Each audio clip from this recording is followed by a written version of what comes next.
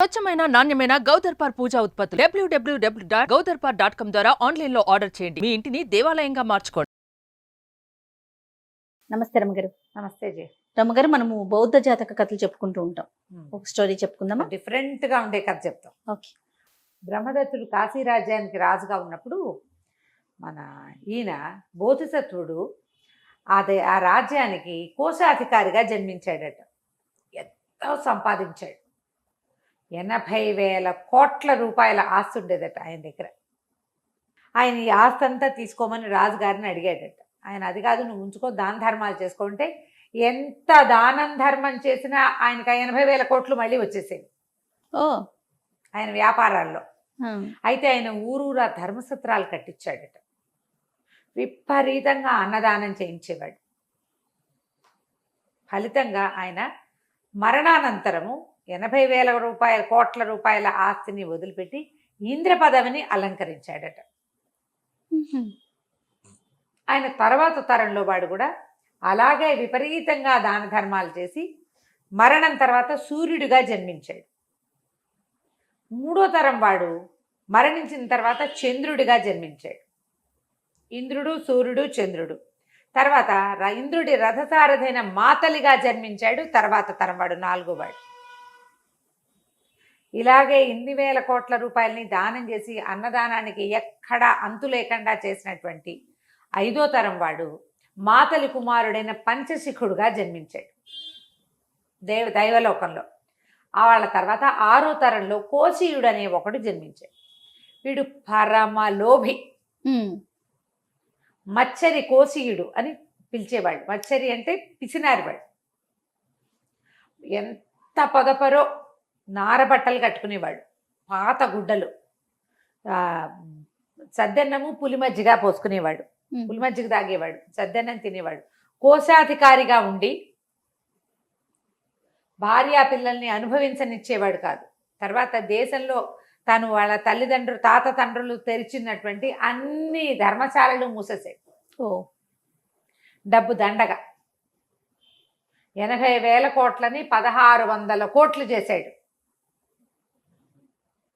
1,600 అనకూడదు, ఇంకా దాన్ని డబల్ చేశాడు. 80,000ని 1,80,00,000 కోట్లు, అంత డబ్బు చేసేసాడు. కానీ తినేవాడు కాదు, తాగేవాడు కాదు, పెళ్ళాన్ని మంచి గుడ్డ కట్టుకొని ఇచ్చేవాడు, ఏమీ చేసేవాడు కాదు. పిసినారి, పరమ పిసినారి మచ్చరి కోశీయుడు. ఇలా ఉండేవాడు. దుర్మార్గుడు. పిసినారితనంతో దుర్మార్గం ఆటోమేటిక్గా వచ్చేస్తుంది. అంతేగా. మొత్తం భోజనశాలలన్నీ మూసేస్తే ఊళ్ళో వాళ్ళంతా హాహాకారాలు చేసిన అతను ఒప్పుకోవాలి. ధర్మానికి ఇచ్చాం, మా తాత ఇచ్చాడు, ఆయనకి ఎక్కువ, నాకు ఎక్కువ కాదు, నేను ఇవ్వను. బాగుంది. అయితే ఏమైంది, ఒకనాడు ఉపకోశాధిపతి గారింటికి వెళ్ళాడు ఆయన ఆఫీస్కి వెళ్తూ. ఆ రోజున ఉపకోశాధిపతి గారింట్లో ఏదో పిల్లవాడి పుట్టినరోజు, ఆఖరి పిల్లవాడి పుట్టినరోజు. వాళ్ళు ఘుమఘుమలాడే మన చక్కెర పొంగల్ చేసుకుని తింటున్నారు. వరుసగా ఆకులు పరిచున్నాయి. రండి రండి భోజనం చేయండి అన్నారు. ఇవాళ వీడింటో తింటే రేపు మన ఇంటో పెట్టద్దు ఊరి, అందుకని వద్దు వద్దు నేను భోజనం చేసి వచ్చాను అన్నాడు. సద్దన్నం తిని పులమజ్జిగ తాగొచ్చాడు. కానీ అరిటాకుల్లో వేడి వేడి చక్కెర పొంగలు పెడితే వచ్చినటువంటి ఆ ఘుమఘుమ అతనికి పిచ్చెక్కిచ్చేసింది. ఇంటికి వెళ్ళిపోయాడు. సాయంత్రం బెంగ పుట్టేసింది దాని మీద. మనోవ్యాధితో మంచాన పడ్డాడు. చేసుకోలే, ఇంట్లో చేయించలే, డబ్బు ఖర్చు అయిపోదా. ఇలా రోజులు గడిస్తే భార్యకు అర్థం కాల. ఏం చూసి ఇతను మనోవ్యాధిని పడ్డాడు. మామూలుగా మనోవ్యాధులు అంటే ఏదో కోరిక తీరకపోతే, ఈయనకి స్త్రీల మీద కోరిక కలిగే వయసు కాదు, ఆసక్తి ఉన్నవాడు కాదు. డబ్బా ఏమీ అవ్వదు, ఆయన వద్దంటాడు, ఏమీ ఖర్చు పెట్టరు. పిల్లలు కూడా అలాగే మాస్టర్ గుడ్డలు కట్టుకుని ఈ చద్దన్నం తింటూ బతుకుతున్నారు. ఇల్లంతా దరిద్ర దేవత తాండ్రసి. డబ్బు ఉంది వాళ్ళ దగ్గర, కోటాను కోట్లు, కానీ ఏమీ ఉండదు, ఈగల మోత. బానిసలు పనివాళ్ళు ఉన్నారు, వాళ్ళందరికీ కూడా టకాయించి డబ్బిస్తాడు. అడిగింది అడిగింది అడిగింది. పనివాడు చెప్పాడు, మేము వాళ్ళ ఇంటికి వెళ్ళిన రోజు నుంచి దిగులుగా ఉన్నారు అని. వాళ్ళ ఇంట్లో ఏం జరిగిందయ్యా అని పీడిచ్చింది మొగుడిని. అప్పుడు చక్కెర పొంగల్ వ్యవహారం బయటకు వచ్చింది. ఏముంది, చక్కెర పొంగల్ చేయిస్తాగా, నేను చేస్తాగా, అంత ఖర్చు అయిపోదా అని తిట్టాడు. సరే పద పోని, ఆడ ఎక్కడికైనా వెళ్ళి వండుకుందాం, నీకు ఒక్కడికే చేస్తాను. ఇంట్లో వాసన వస్తే పిల్లలు లబలబలాడతారు, వద్దు, ఎక్కడికైనా వెళ్దాం. అట్టా కాదు, ఓ పని చెయ్యి, చక్కెర పొంగలికి కావాల్సిన బియ్యం, పాలు, తేనె, నెయ్యి ఇవ్వు నాకు. అడవికి వెళ్ళి నేను ఒక్కడే వండు తింటా. పెళ్ళానికి కూడా పెట్టాడు పాపిష్టివాడు. సరే, ఈవిడేం చేస్తుంది, ఓ గిన్నె, పొయ్యి వెలిగించడానికి సామాగ్రి, మొత్తం అన్ని పాలు, ఇచ్చారు. తేనె, నెయ్యి అన్నీ ఇచ్చి ఒక బానిస వాడి చేతికి ఇచ్చి మొగుడుతోటి పంపించింది. ఈయన ఏం చేశాడు, అడవిలోకి పోయి ఓ చోట బానిస వాడి పొయ్యి తయారు చేసి పెడితే, పొయ్యి అంటే ఏముంది, 3 రాళ్ళు పెట్టి వెలిగించాలిగా. అరే నువ్వు పోయి రోడ్డు మీద నుంచో, ఎవరు రాకుండా అని చెప్పి చేసుకుందాం అనుకున్నాడు. అయితే వీడి దౌర్భాగ్య స్థితి స్వర్గంలో ఉన్న దేవతలందరికీ తెలుసు. ఇంద్రుడు అన్నాడు, మన వంశంలో పుట్టినవాడు, 6వ తరంలో వాడు దౌర్భాగ్యుడు పుట్టాడు. వాడు తన తెండు పితృదేవతలకు ఏం పోస్తాడు? రేపొద్దున వీడు చచ్చేట వీళ్ళు నీళ్ళు వదలాలి, మన ఎవరికి ఏమీ వదలటల్లా. ఇలాంటి జన్మెత్తాం. మన తర్వాత తరంలో ఇలాంటి దౌర్భాగ్యుడు ఉన్నాడంటే ఏమైనా బాగుంటుందా అని చెప్పి వీడిని మార్చాలని నిశ్చయించుకున్నాడు. ఇక మామూలు కాదు, ఎట్లాగైనా వీడిని మార్చేయాలి. సరిగ్గా చక్కెర పొంగలి తయారయ్యే టైంకి ఇంద్రుడు బ్రాహ్మణ వేషంతో వచ్చేసాడు. వచ్చి నాకు పెట్టి నాకు కూడా అని కూర్చున్నాడు. కాదన్నాడు, నేను పెట్టనన్నాడు. అదన్నాడు, ఇదన్నాడు, నువ్వు బ్రాహ్మడి పెట్టకపోతే నువ్వు ఎట్లా పైకి వెళ్తావు? అలా కాదని బాగా బలవంతంగా ఒప్పించాడు.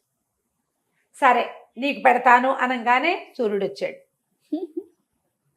ఒప్పించారు. ఇంత గిన్నెడు ఉండాడు, వాళ్ళ ఆవిడిచ్చిన దానికి సరిపడా పెట్టాడు కదా. అక్కడి నుంచి సూర్యుడు వచ్చాడు, చంద్రుడు వచ్చాడు, మాతలు వచ్చాడు, పంచశిఖుడు వచ్చాడు. మొత్తం వరుస పెట్టారు. 5గురు అతని పితరులు వచ్చారు. ఇతను 6వ తరం వాడు. సరే ఆకులు తెచ్చుకోండి పెడతానన్నాడు.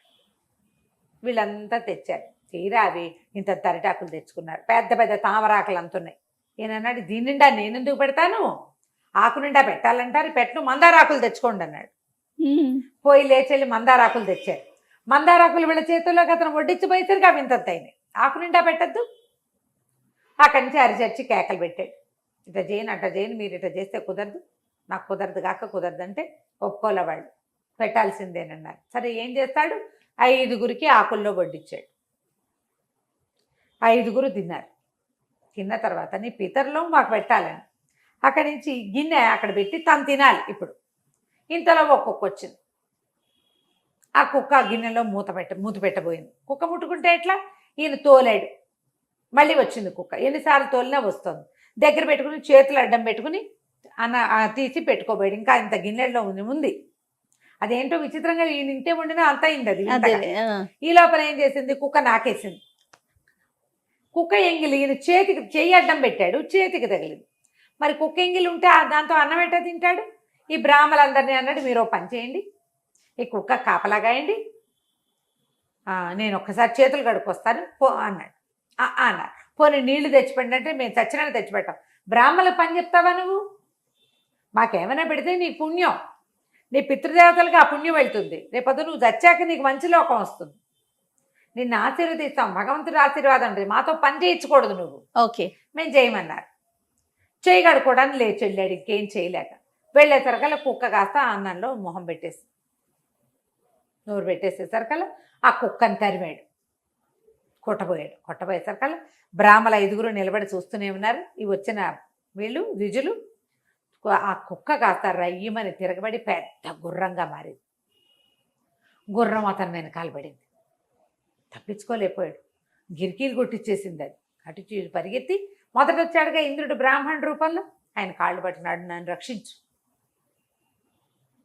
నేను తిందామనుకుంటే నాకు అది లభించలేదు, చివరికి ఈ గుర్రం నన్ను కురికేసేలా కాదు, గుర్రం తన్నిందంటే మామూలుగా ఉండదు, దాని పళ్ళు తగిలినా సరే మహావిషం అట, అది నా మీదకి వచ్చేస్తుంది, నన్ను రక్షించమంటే ఆయన ఏమన్నాడంటే, దానం చేస్తానని ఒప్పుకో, నీ తాలూకు పిసినారి గుణమే, మచ్చరి గుణమే ఈ గుర్రం రూపంలో నీ వెనకాల పడింది. ఓకే, అయ్యా మీరంతా ఎవరు ఎందుకు వచ్చారన్నాడు. మేము మీ పితృదేవతలోని వరుసగా స్వరూపాలు కనపడి, ఇంద్రుడు, సూర్యుడు, చంద్రుడు, మాతలి, పంచశిఖుడు. దాన గుణం వల్ల మాకు ఈ జన్మలు లభించాయి, నీ మచ్చరి గుణం వల్ల మాకొచ్చింది కూడా పోతుంది కదా. ఇంట్లో దద్దోజనం చక్కెర పొంగలు వండితే ఇంటిలి పాది తింటారని సంతోషించవా? ఎవడింటో అయినా తినాలంటే నువ్వు వాడికి పెట్టాల్సి వస్తుందేమోనని మానేస్తావు. ఉమ్. ఏం చేసుకుంటావు? చచ్చాక పట్టుకెళ్తావా? నువ్వు పట్టుకెళ్ళగలిగేది ఏది? నువ్వు చేసిన దానాన్ని పట్టుకెళ్తావు, డబ్బుని పట్టుకెళ్ళవు అనేసరికి కోసీడు అలాగేనని 5గురికి కాళ్ళు పట్టుకున్నాడు. ఆ గుర్రము ధర్మదేవత స్వరూపంలో కనపడింది అతను. అబ్బా. అందరూ మాయమైపోయారు. కోసీయుడు ఇంటికి నడుచుకుంటూ వెళ్ళిపోయాడు. ఆ రోజు నుంచి సంతర్పణలు చేయటం మొదలుపెట్టాడు. అతను మూసేసిన భోజనశాలలన్నిటినీ తెరిపించాడట. ఎప్పటికీ అతని సంపద తరగలేదు. అతని దానగుణం వేణోళ్ళ చెప్పుకునేవాళ్ళు. ఆ వంశంలో ఉన్న వాళ్ళందరిలాగానే వీడు కూడా కొంతకాలం అలా ఉన్నాడు, కానీ వాడికి జ్ఞానోదయం అయిందని చెప్పుకునేవాళ్ళు. కథ కంచికి మనం ఇంటికి. బా ఎంత బాగుందో రమ్మగారు. నమస్తే అండి. నమస్తే జయ.